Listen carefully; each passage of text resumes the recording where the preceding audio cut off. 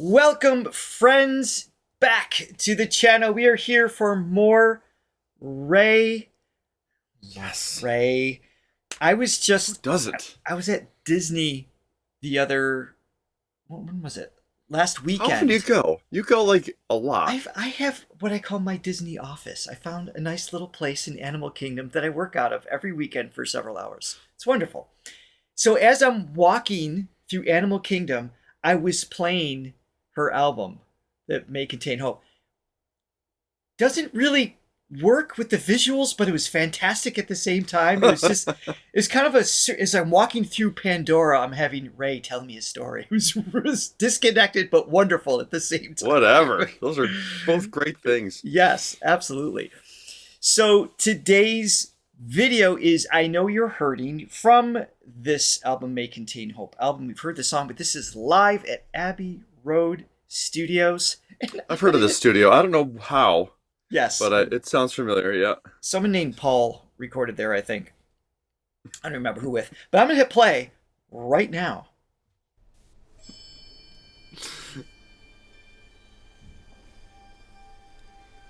I can see you standing on the edge. It's such a good song. I do love this. Your legs upon the ledge of life's afflictions. I know you're a master of disguise. You are.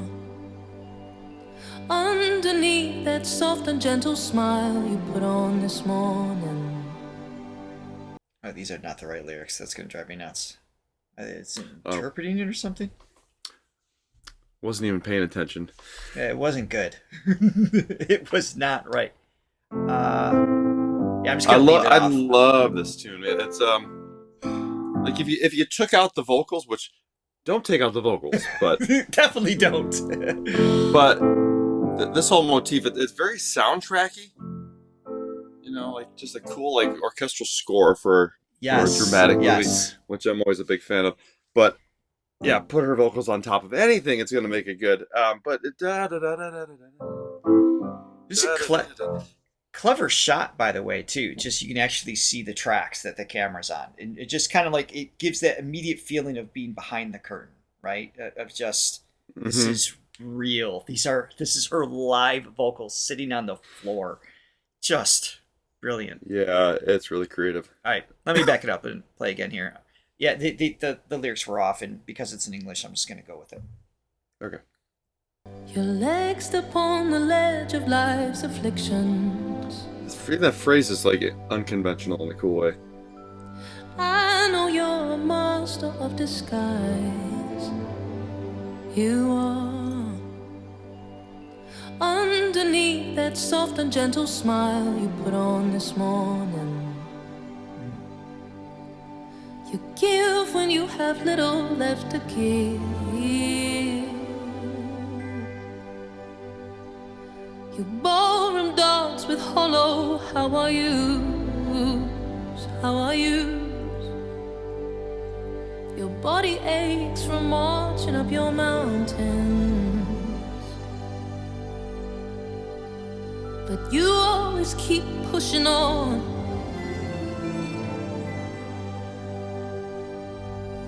I know life can be a bitch some common day. Oh. And I'm thinking of you, dear. I hope you're okay. Maybe there's a hole you're hiding somewhere, and you hide it so well. You do, I must say. But I know you've had it, and deep down there's something's burning. And if you need two more arms, these burdens burn. Yeah. Said a prayer for you, I hope it's working, please, my dear. Don't stop believing in miracles. Whoa, whoa. promise not to stop this too frequently. Let's pause here for a second. She's amazing. Oh, I love her so much. I am covered in goosebumps head to toe. And it's a combination of things, of course, right? You've got the strings, just like this slow build, these big timpani hits, just like it's got all the right, like, patient, evolutionary things taking place musically that it's just a slow but wonderful build. And her delivery is so heartfelt that you could hear her nervous system influence the most subtle things in her voice beyond just vibrato or not vibrato or being on pitch or off pitch. And by the way, she's on pitch the whole time, of course. But there's subtleties within that just cues realism on so many layers. Mm-hmm. Yeah. You just feel it all the way through. The word real resonates with me because there's nothing, it's emotional, but there's nothing contrived about it. Everything is very, very authentic. It's not overly sentimental, but it's emotional. Yes. It's not on the nose, that's my favorite type of art, is the kind that exudes this emotion, but it's not a Hallmark gift card. It's like, it's got that right balance. I mean, again, this progression starts with a progression, right? Even that in and of itself, it's like, what is that? Like, it's not sad, it's not necessarily hopeful. Yeah, where are we going? But it kind of contains all of it. And then the way that she's singing those phrases, there's almost like an improv quality to them where they're constantly changing, but It's not improv. And it's a beautiful melody, but it's also kind of like, it's sort of this call and answer thing where it utilizes space in a really clever way. It's clever and unconventional, like I was saying. And I love like a tailor-made emotional melody too, but there's something cool about it's a little bit hipper to do it this way. Mm-hmm. Yeah, and I just think that her whole vibe, she's just hit this sweet spot, which we've talked about so many times with this new record. This sweet spot of like this classy but modern, like sexy modern but swagger. Raw, refined, but it's like, there's just something. Even the way she's sitting, it's like, I mean, she's like dressed up like a conventional elegant sort of, like classical trained singer, this type of thing. But it's just like she's on the ground, so it just like kind of balances the whole thing out. It does, yeah. And for those of you who may be curious, maybe don't know, if you're not familiar with the studio setting, you saw her reach over at one point and work with some. Adjust some things, and what that is primarily what it's called her in-ear mix. So it's an auxiliary mix. So there's one mix that basically the producers can have a main mix that they're hearing in the control room that they can send out to everyone, and then they can also have certain sub-mixes feed back into these little boxes, and that's what she has next to her, so she can control how loud she is, what she's hearing in her ears compared to what the orchestra is doing around her. She can also might be able to adjust things like reverb and delay. It kind of depends on how they have that set up. Mm-hmm. So if you see singers do that in a studio setting, they're just adjusting what they're experiencing in their ears as they move forward with the song. So all right. Need to keep going here. Ding ding! Please hit the like and subscribe button. Yes, and ring that bell if you're liking what you see. Please, thank you so much. Back up here a few seconds.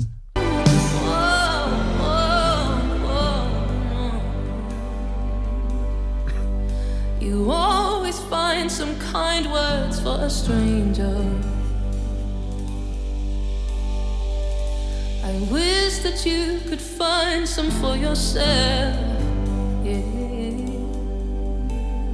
I watch you claw yourself apart in private moments, and over bruises you put plasters on. Well, life has dealt another losing hand. Yeah. You bite your tongue and tense your thighs to stand. You strong alone all the time. So please stop trying to be so strong all alone, all alone. Letting it break It's up. very conversational. You don't have to do this all alone. I know you're not a fan of Purple Rain, but do you see where I'm going with this? It has a little bit of that talkative verse, kind of impromptu conversation taking place. This is more melodic, more emotional, more impressive. I like this more too. Yes. But it's similar in that feeling of the space in between the lines, and it feeling like that call and answer to something's taking place, to avoid almost, not necessarily that there's sound coming back. There's something about the writing. It's conversational, and I think that's that sort of Purple Rain thing, like you're saying. It almost, to me, it sounds like she almost had the lyrics and she wrote the melody to the lyrics. Kind of like I think Alanis Morissette, I feel like, did that. I feel like Van Morrison did that a lot in his writing. I could be wrong, but there's that sort of spontaneous quality to it, where it's just like, okay, here's what I want to say. I'm gonna fit the melody around that, and she's obviously a wizard with melody, so she can do that. Yeah, and I love that the live last comment here is that because this is all live, there's an influence taking place. It's going both ways. It's not like the orchestra recorded their parts and then she's going in to track it, which is obviously very common. But because everybody in the orchestra is also hearing her live. There's a synergy that happens. Exactly. They're influencing each other, and it just moves in these in waves with timing and dynamics that's so beautifully natural. Yeah. There's so many things that can go wrong with this type of recording, especially in the modern era where it's like everybody wants perfection, everybody's expecting perfection, but that's right. Man, when it goes right, this is the way to do it. This is the way to do it. Yeah. You get to the end of the song and the drummer drops his sticks and exactly. He's fired. It's like the perfect take. Yeah. There you go. Even though I know you're hurting, I know that deep down there's something's burning. I know if you need two more arms to hold these burdens, it's the prayer for you. I hope it's working. Please, my dear, don't stop believing in miracles. I know it's hurting. It's just 6:30. I know it's hurting. I pray the Lord have mercy. I know He's working.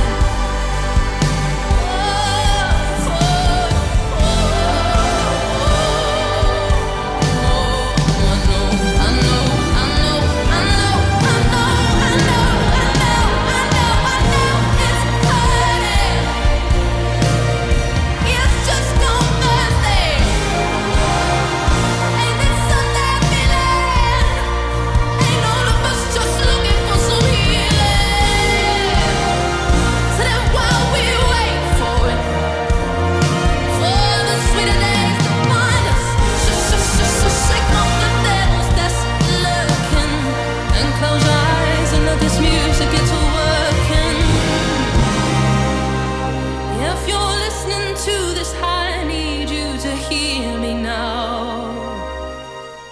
Don't you give up on your life. Stay with me.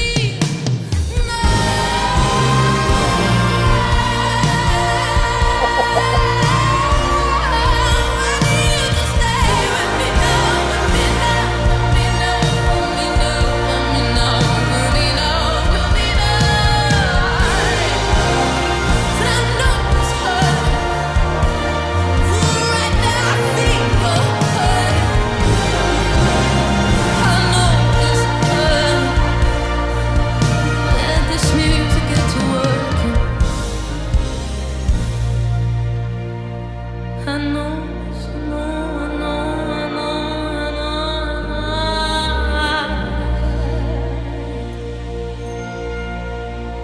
can see her. Close your eyes and let this music get to working. Like my mother always said, I'm telling you, it's going to be alright. And there's certain magic that happens when it's live too, where there's the bleed from everything is getting into the mics. It's like the old school recording, like the Phil Spector, or the Wrecking Crew type recordings where, it's like you had these great players, but there was something magical that happened when they were all in the same room, which I don't think you would have gotten if you would have recorded each of those amazing musicians separately. There's just this. I'm sure it would have been great. But not magic. There's a difference. There's just something about it. Yeah, there's just something. Do you want to describe bleed in case that term is maybe unfamiliar to some of our viewers? So like when you cut your no, not that bleed. That's my point of you explaining it. No, sound bleed meaning so the sound from the different instruments that are being picked up by microphones. Because it's all in one open space, even if the microphone is way over on the left side of the room, it's gonna pick up the sound from the right side of the room. Right. Especially brass instruments. You can't help but not to. It picks up sound. It's what it's designed to do. And normally in conventional recording, you do things separately, so you don't have that bleed, and you have total control over it. And obviously, there's benefits to having that, especially with the vocals. You tend to have, by the time somebody performs in the vocals for the final take in the studio, the music has been all recorded and they have headphones on, so the microphone is just picking up the voice. Then you can manipulate the voice however you want. Control it how you want, yeah. And obviously there are positive aspects to that, but in a live session like that, in a live room, live meaning, there's acoustics happening, there's sound bouncing off of the walls. You're going to pick up the different instruments, and including her. Goes in, right. Like when she pulls away from her main mic, you start to hear her voice bleed into the other mics, and that's how you get that room sound, which is really cool. Yeah, and there's something magical about that. Again, there's a lot of things that can go wrong because if somebody messes up, you can't get rid of that. You can't edit that out. But when it goes right, there's nothing like it. It really is. Well, please let us know in the comments below what you'd like us to react to next from Raye. Also, you can join our Become a Thronely member. There's a link in the description below where you can submit songs directly to us as a gold or diamond tier member. And even as a silver member, for just one coffee per month, you can also submit for our Sunday shorts. And we love to react to Raye on Sundays, which is our exclusive content. So we get to see her there as well. Sometimes just talking, not even singing. She's just a fascinating, brilliant human. Yeah. It's a lot of fun. So she's one of the best things going, I think, right now for sure. Absolutely. So make sure you check out our Raye playlist and hit the like and subscribe button, and we will see you in the next video. See you then.